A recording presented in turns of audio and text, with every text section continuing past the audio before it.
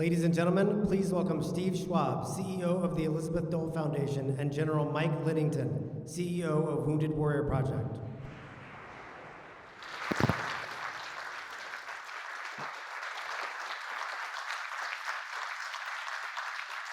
Good morning, everyone, and welcome to a very special celebration of America's Hidden Helpers, the millions of children across America dedicating their young lives to assisting in the care of our wounded, ill, and injured service members and their veterans. My name is Steve Schwab, and I'm the CEO of the Elizabeth Dole Foundation, and it is an extraordinary honor to be invited to stand on this stage and recognize the service of these incredible young Americans. And I'm very glad you took your seats.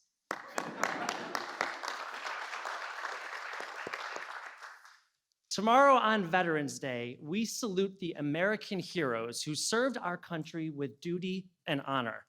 Today, we recognize the hidden heroes and their hidden helpers whose service begins when their veteran returns home.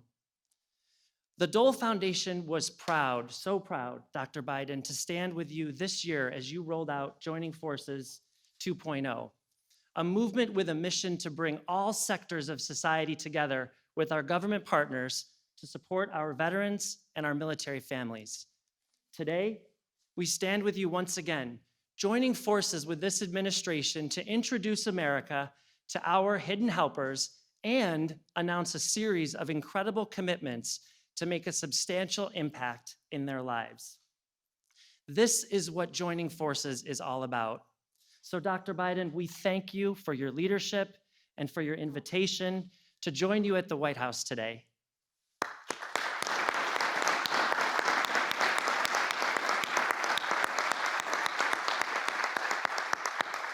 Secretary Austin, Secretary McDonough, thank you for holding caregivers and their families among your highest priorities. We are honored and proud to be working with you and your teams in rolling out new levels of support for our nation's military families today.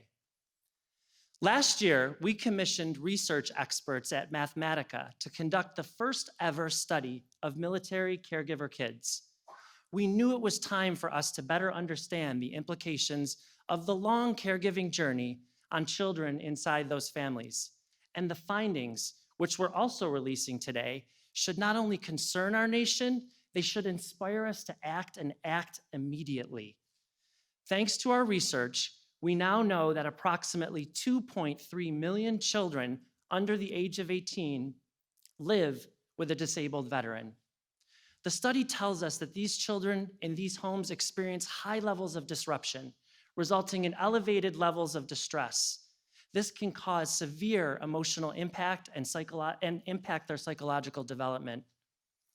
This is further strained by the fact that a caregiver's attention to their children's needs is often crowded out by the overwhelming needs of their veteran. These kids also have difficulty expressing their complicated emotions and at times have trouble learning in school. The study also found that young people helping as caregivers suffer from social isolation and health problems related to stress, burnout, and fatigue. I've been fortunate enough to meet some of these hidden helpers personally, as you will today, and I can tell you that these negative outcomes are not the only similarities they share with their moms and dads. They exhibit extraordinary love and compassion. They are patient and understanding. Their experiences mold them in ways such as giving them empathy for those with different physical abilities, kindness for those who need it most, and a willingness, this is most important, a willingness to help others. Anticipating that the research would be as concerning as it is, we partnered with Wounded Warrior Project to build a strong and diverse coalition. Could I ask our coalition members to raise their hands? Let's hear it for our coalition members.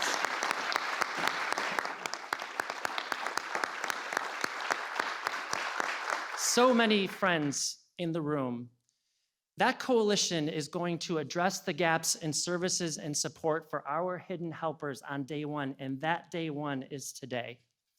I'm so proud to co-chair this coalition with Mike Liddington, CEO of Wounded Warrior Project.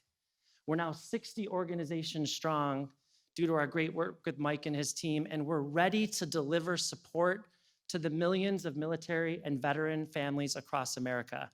It is now my pleasure to introduce an exceptional leader and a steadfast advocate for our wounded warriors and their families, my friend, Mike Linnington.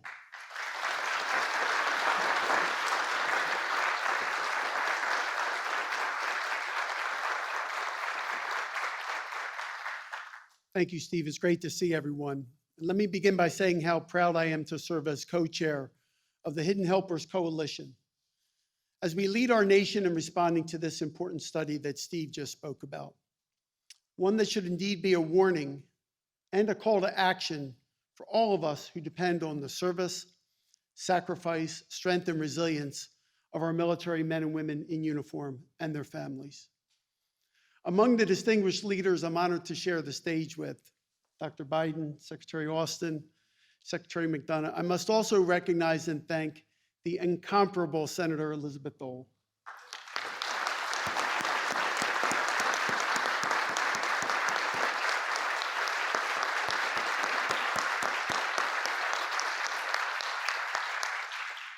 Senator Dole is the epitome of a servant leader and a role model for all of us.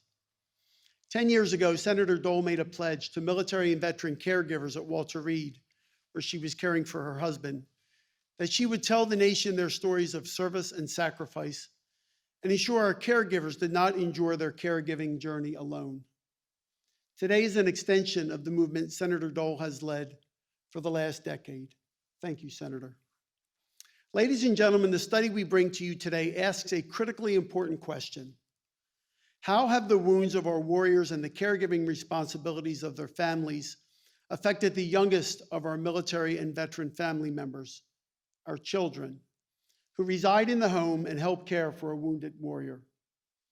Our nation's military has answered the call to serve for nearly 2.5 centuries, yet we've never asked that question, dove deeply into it, despite it being one of the greatest worries keeping so many of our military caregivers awake at night. Children of our nation's military and veteran families are valued assets to their parents, their brothers and sisters, and the communities in which they live. Whether children or siblings, these hidden helpers have a meaningful role in helping care for their wounded veteran family member. And it is incumbent on us now that we do whatever we can do to support them and care for them as well.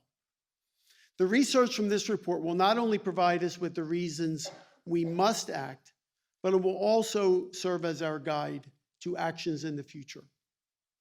According to the research, we must focus our efforts in 4 main areas. First, developing interventions that focus on peer support, mental health, and age-appropriate developmental opportunities. Second, funding, promoting, and creating mechanisms of support for the entire family members, the entire family unit, the entire military and veteran families.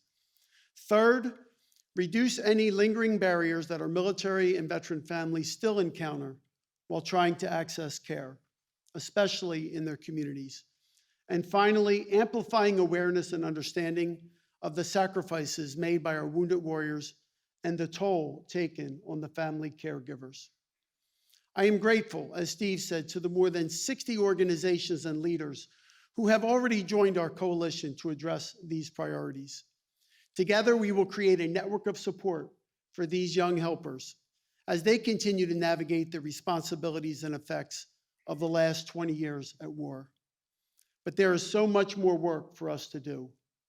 That's why today I am announcing that Wounded Warrior Project is increasing our commitment to support the research and initiatives of this coalition through a new $1.5 million dedicated fund.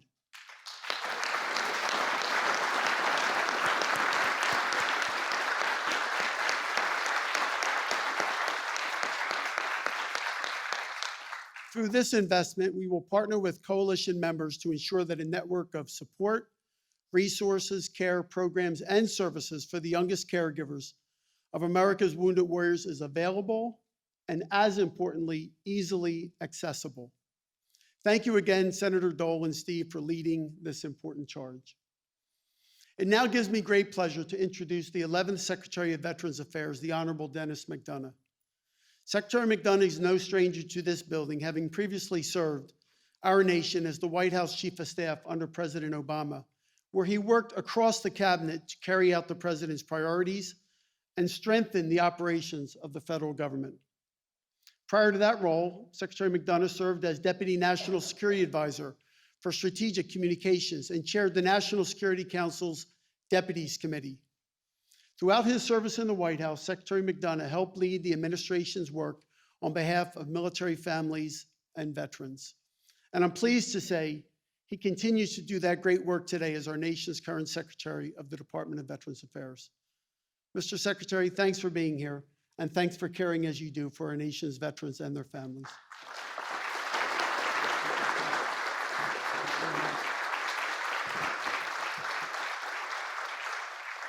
Thank you, Steve and Mike, for your leadership, not only at the Elizabeth Dole Foundation at the Wounded Warrior Project, but also in leading this remarkable Hidden Helpers Coalition.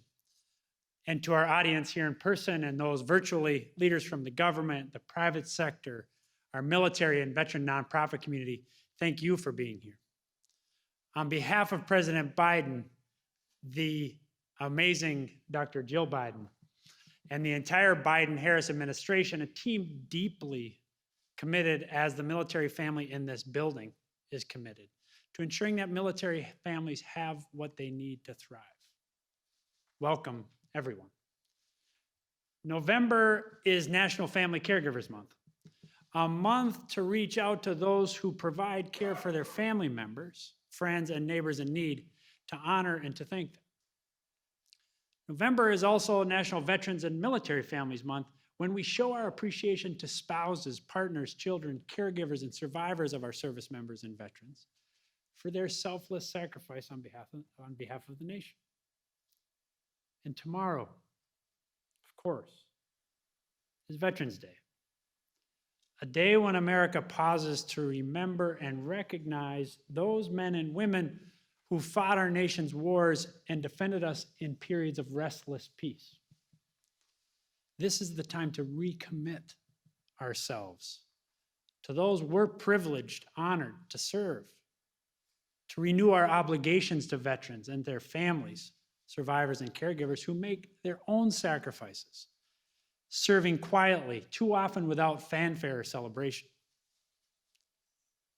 President Biden reminds us our one truly sacred obligation is to prepare and equip troops when we send them into harm's way, and to care for them and their families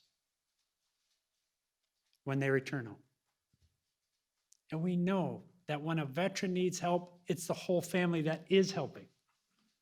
Even the youngest, beautiful children. So it's only appropriate that we celebrate those children. A story about a caregiver and a veteran and his caregiver bears repeating. He's a quadruple amputee. Needs his wife's help for most everything, from brushing his teeth to getting dressed to putting on his prosthetics. People say to him all the time, "Thank you for your service." And he appreciates it deeply. But nobody ever thanks his wife, his caregiver, for the service she's given to this country by taking care of him. That's wrong. It gets to the very heart of why we're here and why Dr. Biden demands we do what we do. To honor and thank caregivers and their children for their service to this country. Because support of caregivers improves outcomes not only for the caregivers, but also for veterans. That's why at VA, we're building a family coordinator program where veterans and caregivers get help for their whole family. Better connect to resources at VA and in their communities. Let's meet one of those great caregivers. Miss Sylvia Lopez Pavon, hailing from, you may know this place, Dover, in the great state of Delaware.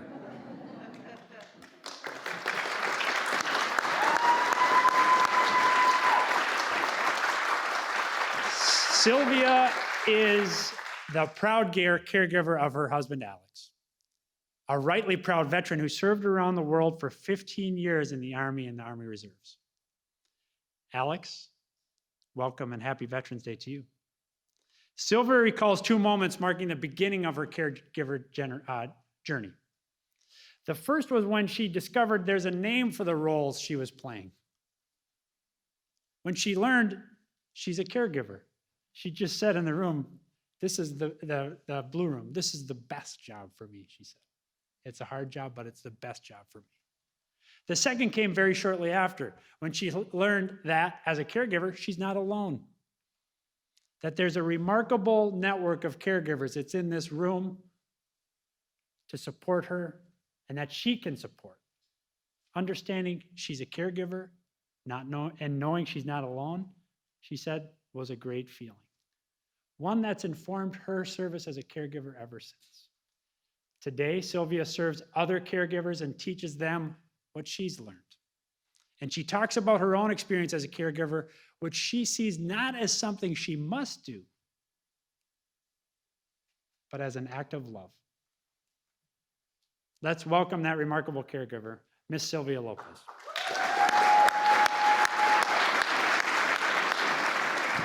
You're awesome.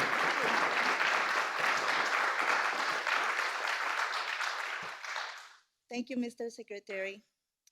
To you, Dr. Biden and Secretary Austin, thank you for supporting up for our military caregiver kids. My husband, Alex Pavon, was a mortuary affairs specialist at the Army. The chemicals he used to tend to the remains of the fellow service left him with chronic skin conditions. The many times he was sent to recover the fallings, surrounded by the worst scenes of war, left him with traumatic brain injury, vertigo, and a terrible PTSD. Alex's wounds are so severe that he could not be able to live without me as his caregiver. And the emotions and responsibilities of being his caregiver are so hard that I am certain I could not survive them without the help of our 5 children. Each of our kids help in their own way. Our oldest, Annie and Alexis, take their dad to doctor's appointments.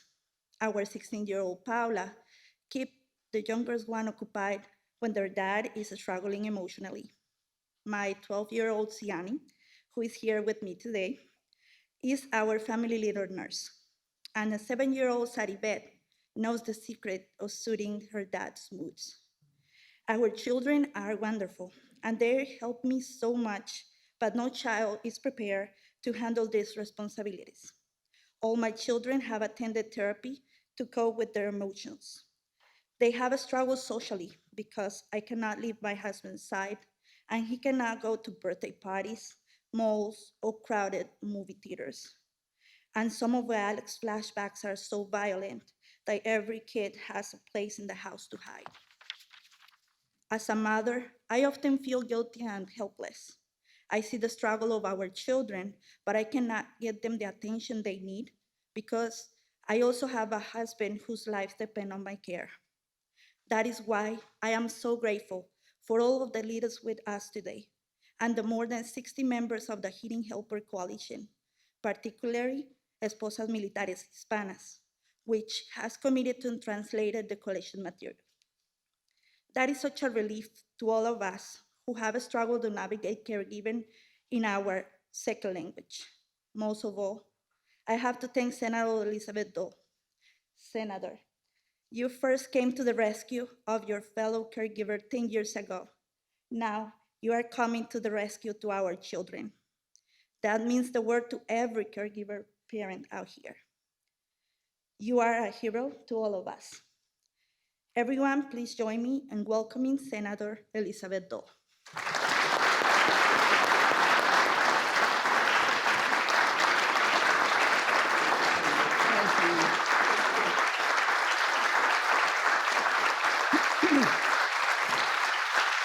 Oh, my. Thank you so much. Thank you. Thank you, Sylvia, for sharing your story and for those very kind words. Please give your children a big hug from all of us. Ladies and gentlemen and military kids, I'm delighted to be with all of you today. Thank you, Dr. Biden, for hosting this event and for partnering with the Elizabeth Dole Foundation and our incredible coalition to pursue a new national mission, a mission to provide comprehensive support for millions of military caregiver kids, our nation's hidden helpers. Dr. Biden, I know you have personally felt the emotional weight carried by our military families, and as a national leader, you have united our country around those who serve through joining forces. I was so grateful to see you revive this extraordinary program as First Lady, and I know that our military community appreciates it too. Thank you so much. Yes.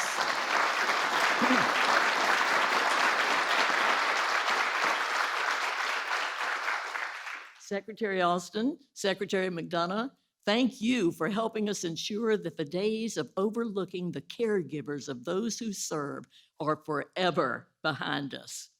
In 2014, I stood here with Dr. Biden and then First Lady Michelle Obama to come together around the crisis facing our military caregivers.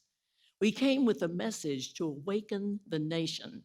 If America did not start supporting our military caregivers, we risk losing the most valuable person in the life of every wounded warrior. We risk losing them to fatigue, illness, to frustrations with red tape and bureaucracy, to debt, to burnout, to overwhelming stress. With a firm belief that America would respond to the call, our foundation set out to systematically change the way our nation supports military caregivers, and we have done just that. Through the largest expansion of military caregiver benefits in history, countless new support programs and direct services, through a growing network of 175 hidden heroes cities and counties, an emergency respite care fund, and a critical financial support program, and through a nationwide training program to teach VA professionals how to incorporate caregivers into veterans' healthcare teams from day one. There is much more work to do. Yet in the 10 years since our founding, we've transformed the military caregiver experience in America. And today, we are committing ourselves to making that same transformative change for their children.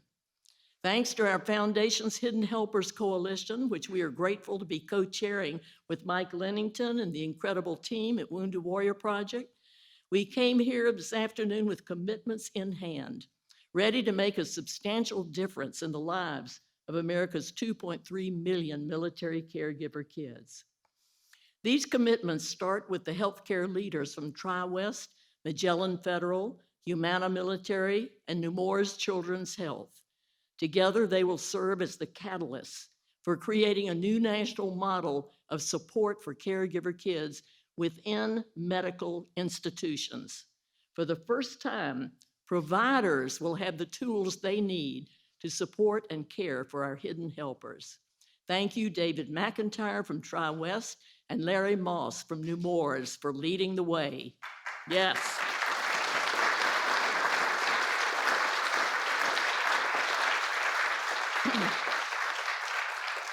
My thanks also to Mike Lennington and our friends at Wounded Warrior Project for making a generous $1.5 million investment in our coalition's work. Isn't that great? Yes.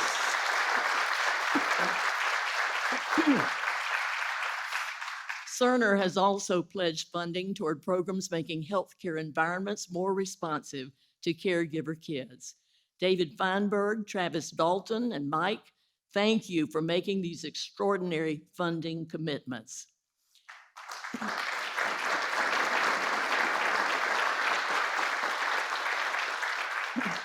Thanks to the visionary leadership of Sherwin Sheik, CareLinks will extend their support of the respite relief program led by our foundation and the VA. This fund offers free professional care services, much to the relief of overloaded caregivers. We also have an unprecedented number of new programs being launched. I'd like to especially thank the American Red Cross, Camp Corral, Kids Rank, United Through Reading, our military kids, and Psych Armor. And helping us share the news of these incredible programs are our partners at Amazon Military Affairs, Rally Point, and the National Association of Counties. These commitments will make a real difference in the lives of our caregiver kids. We know that because of the research we now have in hand and because of the stories we've heard from caregiver kids. But these commitments are only the beginning. We need the rest of the nation to join us. Dr. Biden, thank you again for your leadership and your partnership. You and President Biden have been wonderful friends to Bob and to me, just as you are to all America's military families. And to every American watching at home, please remember that the hidden helpers we're asking you to support are not grown-ups who chose to serve their nation. They are children, kids, whose young lives have been suddenly interrupted and forever changed. Their innocence is lost as they watch their parent care for the types of wounds that only come from war. Their precious time with mom or dad is cut short. They miss out on their childhood, trading in the milestones and special moments to help with caregiving. Let's come to the rescue of these hidden helpers. Let's relieve them of their mountains of stress and worry. Let's do everything we can to revive their childhood, restore their innocence, and ensure they always have a place to turn to when they need it. This is the next generation of our nation's work supporting those families who have borne the battle. May God bless the millions of hidden helpers across our nation. And may God bless the United States of America. Thank you very much.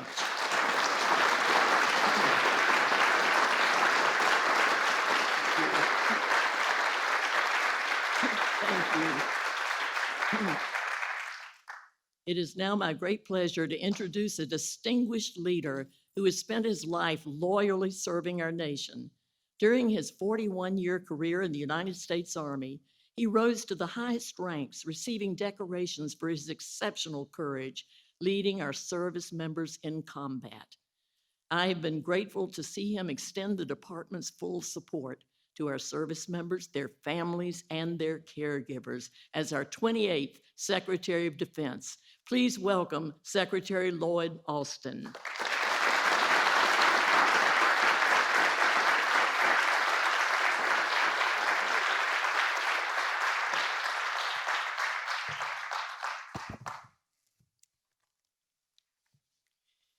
Well, Senator Dole, thank you for those kind words. You know, during my time in the Army, I served a few tours at Fort Bragg, North Carolina, and I got to see the support that you and your husband gave to our military and veteran communities. Let me thank you both for 2 extraordinary lifetimes of service. Let me also offer my huge thanks to Steve Schwab and Mike Lennington for leading the Hidden Helpers Coalition. And it's great to be here with my good friend, Secretary Dennis McDonough. I'm grateful for his partnership as we work together to make sure that we do right by our outstanding veterans. And Dennis and I have worked together on a number of issues, and we're working hard to improve the partnership between our 2 organizations because the Biden administration is squarely focused on supporting our troops, our veterans, and their families. So let me thank the President and Dr. Biden for their outstanding leadership. It's absolutely great to be here with our First Lady. You know, the Bidens are a strong military family, and it shows through your deep commitment to this community. So thank you very much.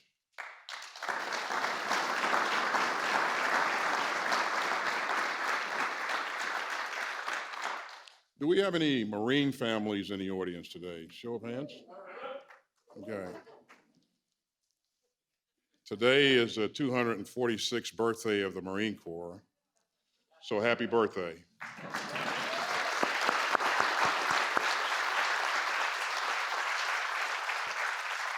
I have to admit, though, you don't look a day over 245. But this day reminds us of the sacrifices that Marines and sailors and all of our men and women in uniform make to defend this nation. And our military families serve every bit as much as our service members do. We often talk about the hardships, the frequent moves, the sleepless nights, and the stress. But their contributions run even deeper than that. Our military families make us a stronger, a healthier, and a more ready force. So we have to make sure that our phenomenal military families can not only survive the hard times, but they can actually thrive throughout their service. You know, one of my top priorities is making sure that they have world-class health care. And that means treating all wounds, those that we can see and those that we can't. And you've heard me say this before, and I'll say it again. Mental health is health, period. And so we've all got to continue to break down the stigmas that can prevent people from reaching out for help that they need and deserve. And that's especially true for children in the military and veteran caregiving homes. You know, we got to get this right, and we have to do it together. And that includes the Department of Defense and the VA. It includes state and local agencies. And it also includes nonprofit and public-private partnerships like the one that Senator Dole just announced. Now, I want to say a few words to the kids here today. We know that you sometimes worry about your mom and dad. We know how much you miss them when they're not at home. And we know that you take on bigger responsibilities for your family. So the grown-ups in the room today are going to be there to support you, because your love and your strength helps keep our country strong. And because when a parent in uniform thinks about why they need to work so hard to keep our country safe, it's your face that they see. And now I have the pleasure of introducing two of these hidden helpers. Gabby Rodriguez is 9 years old, and her sister Ava is 6. Their dad, Jorge Rodriguez, served as a Fleet Marine corpsman. And during a deployment to Iraq, 2 IEDs left him with a hearing loss and a traumatic brain injury and post-traumatic stress. You know, that's a lot to handle. And when he got back home, it was hard for him to remember routine tasks, like when to report to work or when to eat. But Gabby and Ava have stepped up, and they help their mom, Jessica, take care of him. They remind their dad to eat, and they pitch in on countless household tasks. And Gabby rides horses through a therapeutic program that helps veteran caregivers and kids like her, because, as we said before, it can be pretty stressful to have to grow up faster than most. Thanks to these brave hidden helpers, they're coping with the challenges, the frustrations, and the joys of healing as a family. And they're all walking the road together. And the strength and courage of the Rodriguez family are all inspiring to all of us. So, girls, thank you for looking out for your dad and your family. We can't wait to hear from you. So, everyone, please join me in welcoming Gabby and Ava to the stage.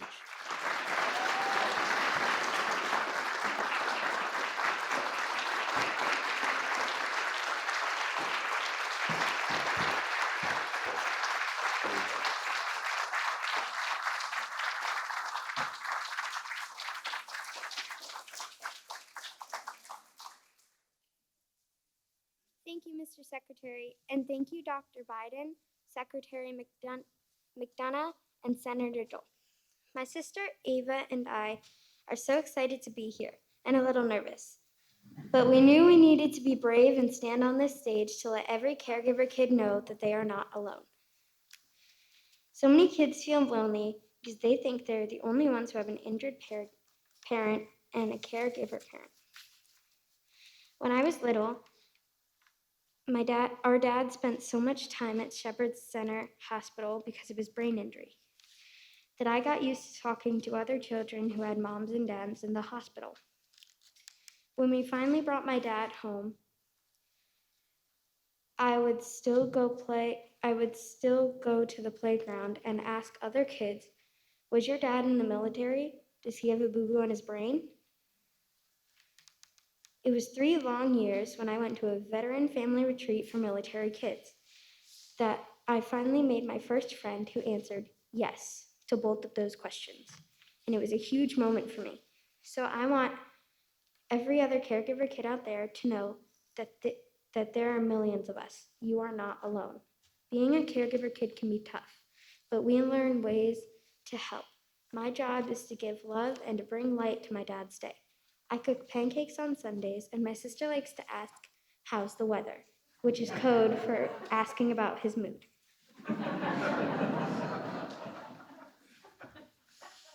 When my dad has seizures, I know how to use his phone to call for help.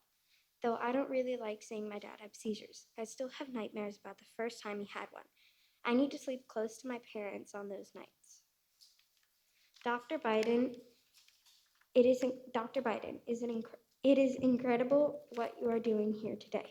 Thank you for showing hidden helpers like me and Ava that we are not alone. And I am very honored to be introducing you. I love that you are both First Lady and an English teacher. Reading with my dad is one of my favorite things to do. We read books for fun and also ones that teach me about his injuries. So thank you for being First Lady and for teaching people how to read and write. Ladies and gentlemen, it is my honor to introduce you to the First Lady of the United States, Dr. Jill Biden.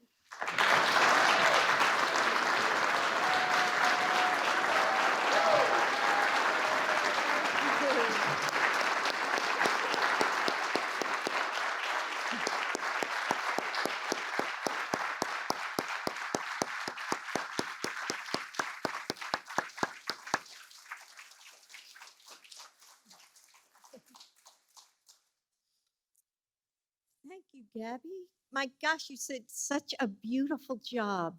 Beautiful job. Can we give her another round of applause?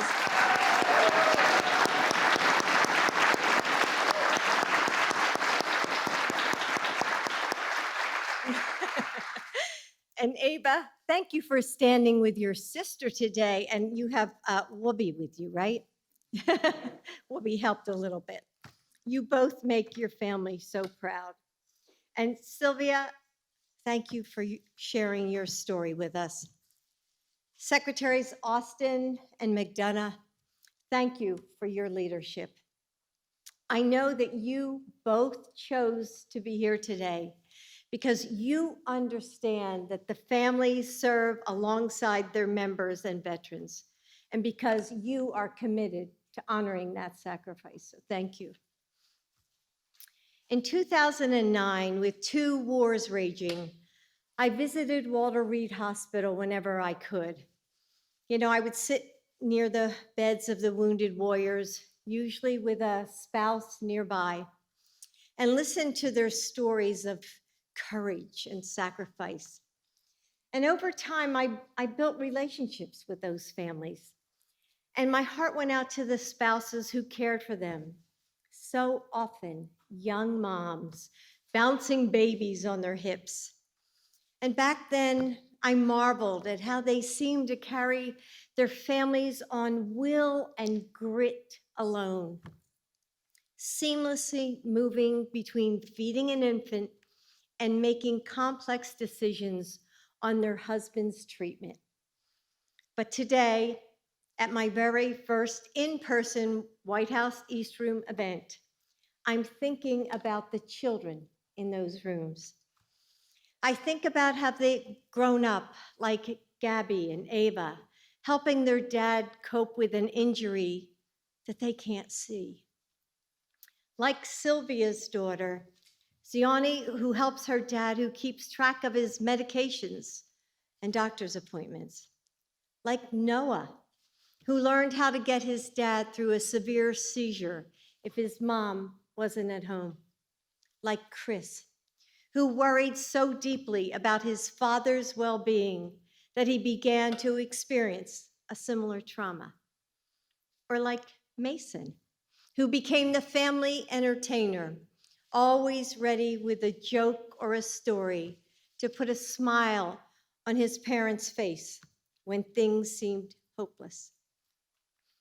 These 6 kids in our front row represent more than 2 million hidden helpers across the country who were growing up in the shadow of 20 years of war.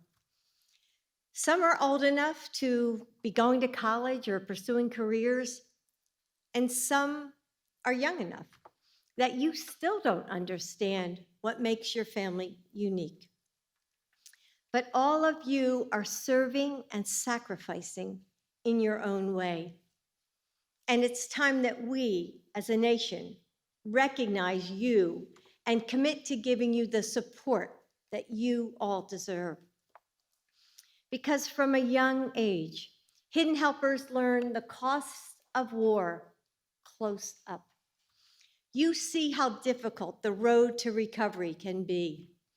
You know the reality of changing bandages or long stays in hospital rooms. You get tired of having to be brave.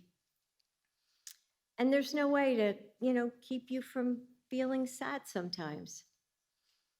So no, we can't shield our caregiver kids from the reality of war or its aftermath, but we can recognize the costs that they last long after our troops come home, and that injuries can be felt throughout generations. We can celebrate caregivers' kids' strength and resilience.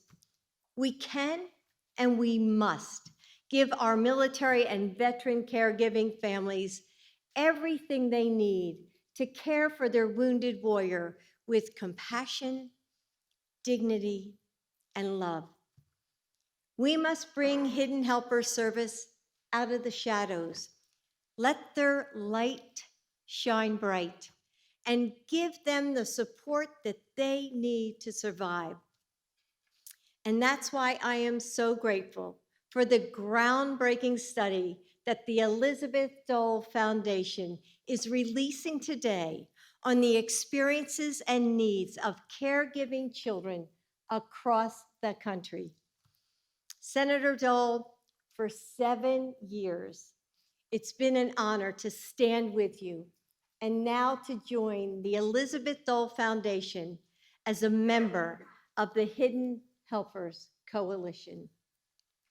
Thanks to your work and the commitment of 60, I want to say that, 60 public and private organizations like the Rosalind Carter Institute for Caregivers, Sesame Street, MSEC, and Psych Armor, we have a powerful coalition ready to step up. And through joining forces, my White House initiative that supports our military and veteran families, caregivers, and survivors, we launched the first ever interagency working group focused on the needs of children in caregiving homes. And the U.S. Department of Veterans Affairs has committed to connecting caregiving families to resources in their communities. Supporting our caregivers is critical to our national security. Our troops and their families need to know that if they ever face injuries, illnesses, or wounds, we will have your back. Gabby and Ava, Ziani, Noah, Chris, and Mason, Today is all about you. We're here to celebrate you, your bravery, your kindness, your compassion, and hard work. We're here to thank you for everything you do to help out at home, all the extra chores that you take on, and the times that you watch your brothers and your sisters. We know that you need a break sometimes, and that you need to be around kids and teachers who understand what you're going through without needing to explain it. We're here to honor the sacrifices that you've all made, the time that you've missed with friends, or moments maybe you feel just a little lonely because you feel like your family is different. And most of all, we're here to tell you that you're not hidden anymore. You're not alone. Don't forget that. The president and I see you. The secretaries, Senator Dole, your military, and all of our partners here, we see you. And we see the millions of kids out there who are just like you. But not only do we see you, we stand with you. And we are going to work to live up to the example of courage and duty that you all set every day. Thank you, all of you. And God bless your families. And now I've heard that the Marines aren't the only birthday that we're going to celebrate, because Mason is turning 7 tomorrow. So Mason, can you stand up? Come on, Mason.